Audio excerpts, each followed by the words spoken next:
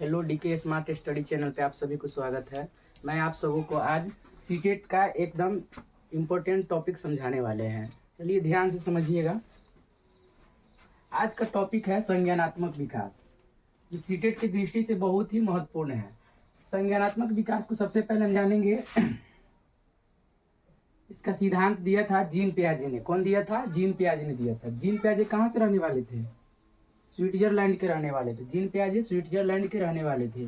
इसमें जो भी इम्पोर्टेंट है जीन पियाजे से रिलेटेड है, उसका जो हम शब्द है यहाँ पे लिख दिए। इस शब्द को हम समझते हैं आसानी से।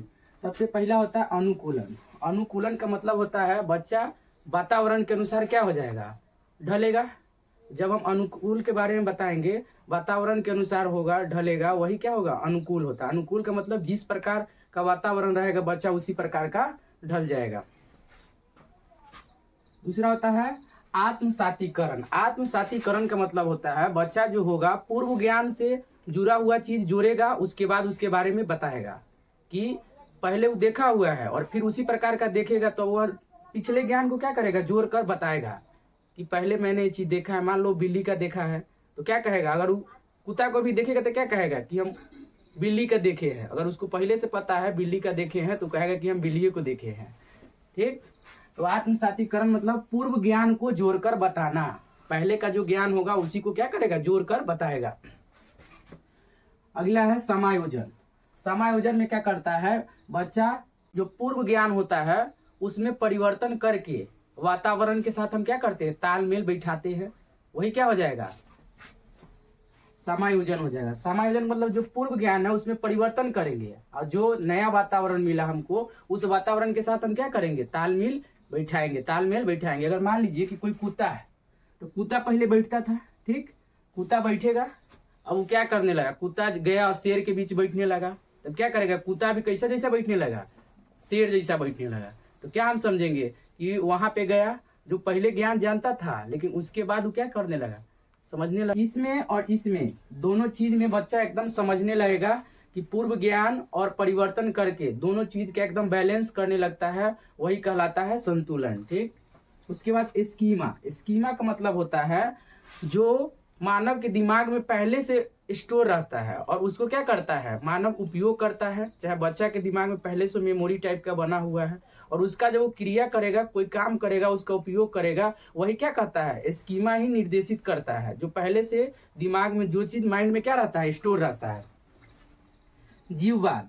जीववाद का मतलब होता है जब बच्चा सजीव निर्जीव को नहीं पहचान पाता है तो क्या होता है? जीववाद होता है।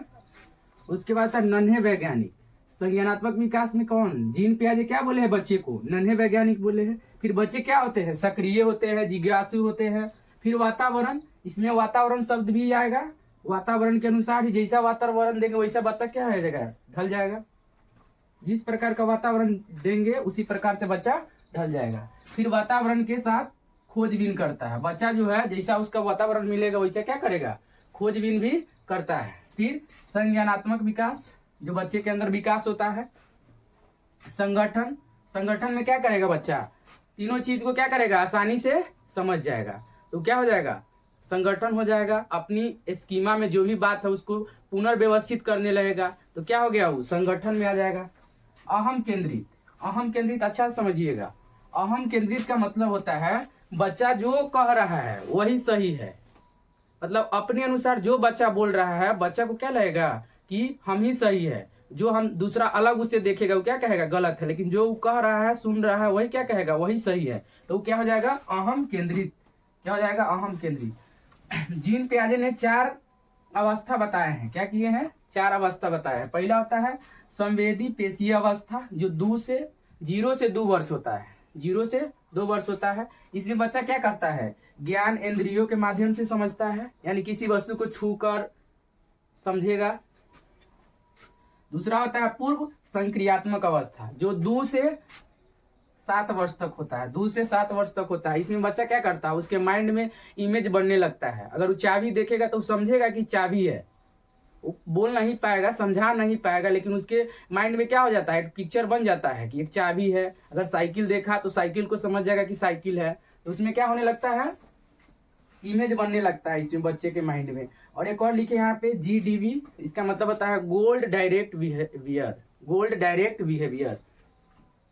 इससे क्या होता है, बच्चा अपना लक्ष्य को निर्देश करने लगता है। अगर कोई बोलेगा कि चाबी खोज कर लाना है तो क्या करेगा, चाबी को खोज कर ला देगा, क्योंकि उसके माइंड में पहले से वो चित्र बन चुका है। कोई बिक देगा सामने में, बोलेगा उसको उठा कर लाओ, तो क्या करेगा, जानेगा, उसको जाकर क्या करेगा, उठा कर लाएगा। उसके बाद होता है मूर्त संक्रियात्मक अवस्था, ये होता है 7 से 11 वर्ष। इसमें क्या होता है, बच्चा सोचने लगता है, मतलब देख कर ही सोचेगा, कोई वस्तु देख कर वह क्या करेगा, पहचान लेगा कि यह क्या चीज है, उसके बारे में जान जाएगा। तो क्या हो जाएगा, पूर्व संक्रियात्मक मूर्त संक्रियात्मक अवस्था, मतलब देखकर किसी वस्तु के बारे में क्या कर सकता है, वो सोच सकता है। लास्ट स्टेज है इसका औपचारिक संक्रियात्मक अवस्था या अमूर्त चिंतन। इसमें क्या करता है बच्चा, तर्क करने लगता है, बच्चा सोचने लगता है, किसी भी चीज को देखता है तो उसके बारे में क्या करने लगता है, सोचने लगता है कि ऐसे हो सकता है, मतलब प्रश्न करने लगेगा उसमें बच्चा, और अपना उसके अंदर का क्या होता है, चिंतन शक्ति बढ़ने लगता है। किसमें, औपचारिक संक्रियात्मक अवस्था में।